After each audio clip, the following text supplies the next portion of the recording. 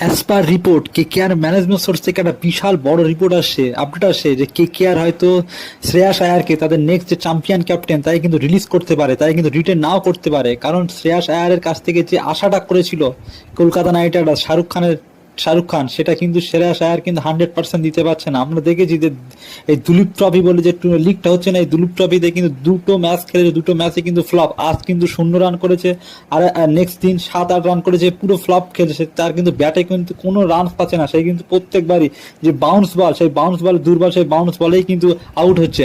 Report অনুযায়ী কিন্তু সূর্যা কুমার যাদবকে তারা নেক্সট ক্যাপ্টেন করতে চলেছে। সূর্যা কুমার যাদবের সাথে কিন্তু তারা অলরেডি কথাবার্তা চালাচ্ছে।